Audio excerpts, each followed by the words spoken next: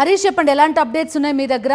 చూస్తున్నాం ఏర్పాట్లన్నీ కూడా ఈసీ చాలా బాగా చేసినట్టుగా కనిపిస్తోంది. మోడల్ పోలింగ్ బూత్ల దగ్గర నుంచి, సెల్ఫీ పాయింట్ల దగ్గర నుంచి, అటు యువతని వీళ్ళందరినీ కూడా ఆకట్టుకునే విధంగా ఏర్పాట్లన్నీ కనబడుతున్నాయి. మీ దగ్గర వెదర్ రిపోర్ట్ కూడా చెప్పండి హరీష్. బిందు, తూర్పుగోదావరి జిల్లాలో పోలింగ్ నిర్వహణకు సంబంధించి ఏర్పాట్లన్నీ ఇప్పటికే పూర్తయ్యాయి. ప్రజాస్వామ్యంలో అతిపెద్ద పండుగగా దీన్ని నిర్వహించేందుకు అధికారులు ఏర్పాట్లు అయితే పూర్తి చేశారు. కొద్దిసేపటి క్రితమే రాజమండ్రిలో మాక్ పోలింగ్, రాజమండ్రి కాదు తూర్పుగోదావరి జిల్లాలో మొత్తం ఉన్న పోలింగ్ బూత్లన్నింటిలో 1777 పోలింగ్ బూత్లలో కూడా మాక్ పోలింగ్ పూర్తయింది. ప్రతి అభ్యర్థికి సంబంధించి ప్రతి గుర్తు మీద మాక్ పోలింగ్లో నమోదు చేయడం జరిగింది. మొత్తం 50 కౌంట్ వచ్చేటట్టు చూసుకున్నారు. అన్ని పోలింగ్ బూతుల్లో కూడా 1-2 చోట్ల కొద్దిసేపు ఈవీఎంలు వరాయించినా వెంటనే మళ్ళీ సరిచేయడం జరిగింది. దాంతో రిజల్ట్ కూడా కరెక్ట్గా వచ్చింది. ఇప్పుడు రియల్ పోలింగ్కి అయితే మొత్తం ఈవీఎంలు అన్ని సిద్ధం చేయడం జరిగింది. మొత్తం 16,23,129 మంది ఓటర్లు ఇవాళ తమ ఓటు హక్కు వినియోగించుకోనున్నారు. దీనికి సంబంధించి 1577 పోలింగ్ బూత్లు ఏర్పాటు చేశారు. పెద్ద సంఖ్యలో దాదాపు 14,580 మంది ఉద్యోగులు ఇవాళ ఈ ఎన్నికల విధుల్లో నిర్వర్తించడానికి సిద్ధంగా ఉన్నారు. మొత్తం అన్ని బూత్లకు ఇప్పటికే నిన్నటికే మొత్తం సామగ్రితో సహా ఈవీఎంలతో సహా ఈ రూట్లు ఏదైతే ఏర్పాటు చేశారో 151 సెక్టర్ల కింద విభజించారు.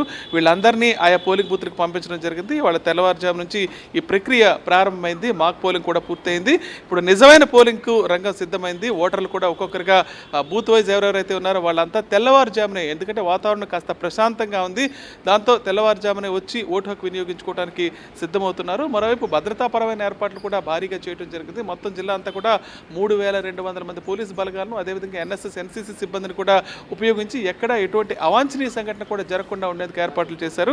అదేవిధంగా పోలింగ్ బూత్కు 200 మీటర్ల దూరంలో కూడా ఎవరిని అనుమతించే పరిస్థితి లేదు. కేవలం ఓటర్లు మాత్రమే ఓటర్ స్లిప్లు, అదేవిధంగా ఐడెంటిటీ కార్డులు చూపించి లోపలికి వచ్చే పరిస్థితి. మనకి అసలు పోలింగ్ స్టార్ట్ కావడానికి టైం గా కనబడుతోంది. అప్పటి నుంచి ఓటర్లని పోలింగ్ కేంద్రం లోపలికి అనుమతిస్తారు, ఓటేసే అవకాశం ఇస్తారు. ఇప్పటికే చాలా ప్రాంతాల్లో ప్రతి చోట కూడా క్యూలు కనిపించాయి మనకి. At the same time EC చేస్తున్న ఏర్పాట్లు కూడా మీకు ప్రతి వ్యక్తి ఫోటో చాలా క్లియర్గా కనబడుతోంది. ఎవరైతే ఓటు వేయడానికి వస్తారో ఓటర్లు అందరిది కూడా, అదేవిధంగా అభ్యర్థులు, గుర్తులు, వీటిలో ఎక్కడా ఎటువంటి కన్ఫ్యూజన్కి తావు లేకుండా కనిపిస్తున్నాయి మనకు. ఆ ఓటర్ లిస్ట్ కానివ్వండి, లేకపోతే ఈ గుర్తులు ఇవన్నీ కానివ్వండి, ఏమంటారు? బిందు, చాలా పకడ్బందీగా ఏర్పాటు చేయడం జరిగింది. అదేవిధంగా ఎపిక్ కార్డ్ లేకపోయినా సరే ఏదైతే 13 ప్రత్యామ్నాయాలు ఉన్నాయో వాటిని ఇప్పటికి కూడా ఎస్టాబ్లిష్ చేయడం జరిగింది. పూర్తి స్థాయిలో అంటే ఓటు హక్కు ఎట్టి పరిస్థితుల్లో వినియోగించుకోవటం ఆ వ్యక్తి బాధ్యతగా భావించి ఆ ఓటు హక్కును వినియోగించుకునేందుకు అధికారులు అయితే అన్ని రకాల ఏర్పాట్లు చేయడం జరిగింది. మరోవైపు ఎటువంటి ఇబ్బందులు కలగకుండా, ఎండ పెరిగినా, ఎండ తీవ్రత పెరిగితే చాలా ఇబ్బందులు ఎదుర్కొనే అవకాశం ఉంది కాబట్టి తాగునీరు, టెంట్లు కూడా లోపల ఏర్పాటు చేయడం జరిగింది. కొంతమంది కూర్చునే అవకాశం కూడా ఉంది. ముఖ్యంగా క్యూ లైన్లు కూడా చాలా పెద్దవి ఉండే అవకాశం ఉండటంతో నీడగా ఉండేందుకు ఈ టెంట్లు కూడా ఏర్పాటు చేశారు. ఒక విధంగా చూసుకుంటే ఈసారి పెద్ద ఎత్తున పోలింగ్ ఎక్కువగా జరిగే పరిస్థితి కూడా కనిపిస్తుంది. గతంలో కంటే అత్యధిక పోలింగ్ శాతం నమోదవడానికి అధికారులు కూడా ఓటర్లను ప్రోత్సహించేందుకు ఓటు వేసిన ప్రతి ఒక్కరూ సోషల్ మీడియాలో హ్యాష్ట్యాగ్లో నమోదు చేసుకునేటట్టు చూస్తే అందరూ దాన్ని చూసి ఇన్స్పైర్ అయ్యి పెద్ద ఎత్తున పోలింగ్ జరుగుతున్న ఉద్దేశంతో ఈ రకమైన ఏర్పాట్లు కూడా చేశారు. ఎటు చూసినా సరే పోలింగ్ను ఒక పండగ వాతావరణంలో నిర్వహించాలనే ఉద్దేశంతో ఈ ఏర్పాట్లన్నీ చేయడం జరిగింది. బిందు, ఓకే హరీష్, జనరల్లీ ఎండ మండిపోతుందని ఎక్స్పెక్ట్ చేసిన పరిస్థితి మే నెల పోలింగ్ కాబట్టి, అటువంటిది చాలా చోట్ల వర్షం, మేఘావృతం అయి ఉండడం, చల్లటి వాతావరణం, ఇవన్నీ కూడా చూస్తున్నాం. సో పోల్ పర్సంటేజ్ పెంచడానికి ఈసీ కూడా సకల ఏర్పాట్లు చేసింది. ఒకటి పోలింగ్ స్టేషన్లలో మోడల్ పోలింగ్ బూత్లను ఏర్పాటు చేయడం, మరోవైపు పింక్ పోలింగ్ స్టేషన్స్ని ఏర్పాటు చేయడం, చాలా చోట్ల సెల్ఫీ పాయింట్లు ఉండడం. సో సోషల్ మీడియాలో నేను ఓటేశాను అని పెట్టుకోవడం కూడా ఇప్పుడు ఒక ప్యాషన్గా కనిపిస్తోంది. సో ఇలాంటి అన్నిటికీ సంబంధించి ఈసీ కూడా ఫుల్ ఫ్లెడ్జ్డ్గా ఏర్పాట్లు చేసిన పరిస్థితులు కూడా చూస్తున్నాం. సో రండి, ఓటేయండి, ప్రజాస్వామ్యంలో మీ హక్కుని, బాధ్యతని కూడా నెరవేర్చుకోండి. ఎస్, మనందరి బాధ్యత, మనం గుర్తు చేయాల్సిన బాధ్యత కూడా మనకుంది. ప్రతి ఓటర్ని చైతన్యవంతుల్ని చేయాల్సినటువంటి బాధ్యత కూడా మనకుంది. ఇప్పుడు సరిగ్గా సమయం 6:55. మరో 5 నిమిషాల్లోనే, కేవలం 5 నిమిషాల్లోనే పోలింగ్ ప్రక్రియ ప్రారంభమవుతుంది. అసామాన్యుల కంటే సామాన్య ప్రజలే చైతన్యవంతులని పలు ఎన్నికల్లో ఇప్పటికే రుజువైంది. సరిగ్గా మరో 5 నిమిషాల్లో ప్రారంభం కాబోయే ఓటింగ్ కోసం ముందు వరుసలో నిలబడేది కూడా సామాన్యులే. అభిప్రాయాలను బహిరంగంగా దండోరా వేసే అలవాటు సామాన్యుల్లో బాగా తక్కువ. సోషల్ మీడియా అనే రావి చెట్టు అరుగు మీద కూర్చుని విశ్లేషణలు చేసే వెసులుబాటు కూడా సామాన్యులకు ఉండదు. ఫేస్బుక్లో ముఖం చూసుకుని తలదువ్వుకోవడం వారికి చేత కాదు.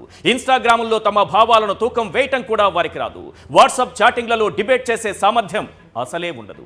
ఒక్కటి మాత్రం నిజం, జీవితానుభవంతో రాయి ఏదో రత్నమేదో గుర్తించగలిగిన నేర్పరితనం మాత్రం సామాన్యులకు ఉంటుంది. తమకు మంచి చేసేవారెవరో, తమను మాయ చేసేవారెవరో గుర్తించగలిగిన తెలివి వారికి ఉంటుంది. ఎన్నికల సందర్భంగా ఏర్పాటవుతున్న రాజకీయ తిరునాళ్లను వారు గమనిస్తూనే ఉన్నారు. పులి వేషగాళ్ల వీరంగాలను పరికిస్తూనే వచ్చారు. బూతు కూతలనే బాణాలుగా మార్చుకున్న వారి నోటి కంపును కూడా సామాన్యులు ఎంతకాలం భరించారు. అబద్ధాలకు పసుపు రంగు పూసే ఈనాటి రోత పత్రికల బాగోతాన్ని కూడా వారు మౌనంగా గమనిస్తున్నారు. 100 గొడ్లను తిన్న రాబందులు ఒక్కొక్కటిగా వచ్చి వేదికలపై వాలుతుంటే, హరికథలు చెబుతుంటే సామాన్యుడు విని భరించాడు. సామాన్య ప్రజల స్వభావం సాదాసీదాగా ఉంటుంది. సూటిగా సుత్తి లేకుండా ఉండే సందేశాలను వారు అందుకుంటారు. సందేశం లేని ప్రసంగాలు వారిని కదిలించలేవు. సినిమా వేషగాళ్లు, టీవీ హాస్యగాళ్లు వేసే పిల్లి మొగ్గల వినోదం వారిని ప్రభావితం చేయలేదు. ఈ ప్రచార పర్వంలో ఒకే ఒక సూటి సందేశం జనం మెదళ్లలో బలంగా నాటుకున్నట్లు కనిపించింది. మీ ఇంటికి మంచి జరిగితే, మళ్ళీ చెబుతున్నాను సార్, మీ ఇంటికి మంచి జరిగితే ఓటేయండని ఇచ్చిన పిలుపు ప్రభంజనమై వ్యాపించింది. మన ఓటు వల్ల మన కుటుంబాలకు మంచి జరుగుతున్నప్పుడు మన ఓటు మరింత చైతన్యవంతం కావాలి. ఆ మంచిని కొనసాగించాలి.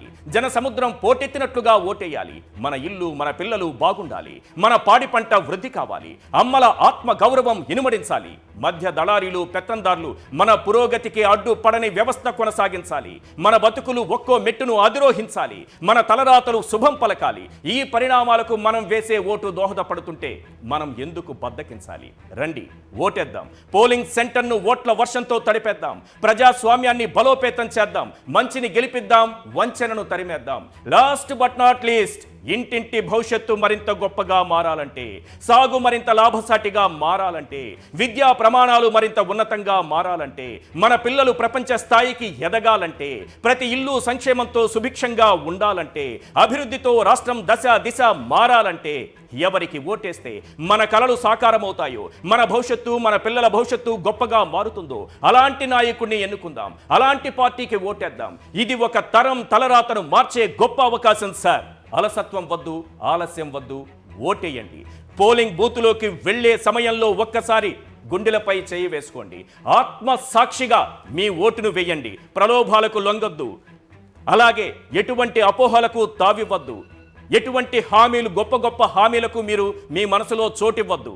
ఎవరైతే మంచి చేయగలరని భావిస్తారో వారికి మనస్సాక్షిగా గుండెల మీద చేసుకుని ఒక్క సెకండ్ ఆలోచించి ఆ తరువాత మీట నొక్కండి సార్. అలసత్వం వద్దు, ఆలస్యం వద్దు, ఓటేయండి. రైట్, ప్రస్తుతం చూస్తున్నాం 7 గంటలు కరెక్ట్గా 6 గంటల 58 నిమిషాలు కంప్లీట్ అయ్యి కరెక్ట్గా 7 గంటలు కాబోతోంది. 175 అసెంబ్లీ, 25 పార్లమెంట్, తెలంగాణలో 17 స్థానాలు, ఓవరాల్గా 76 లోక్సభ స్థానాలు. వీటన్నింటికి సంబంధించి ఈ విడతలో పోలింగ్ జరుగుతోంది. ఆ అన్ని అప్డేట్స్ అందించడానికి మా టీం ప్రస్తుతం సిద్ధంగా కనిపిస్తోంది. ఇప్పటిదాకా మీరు శాంపిల్ మాత్రమే చూశారు. వివిధ పోలింగ్ కేంద్రాల దగ్గర నుంచి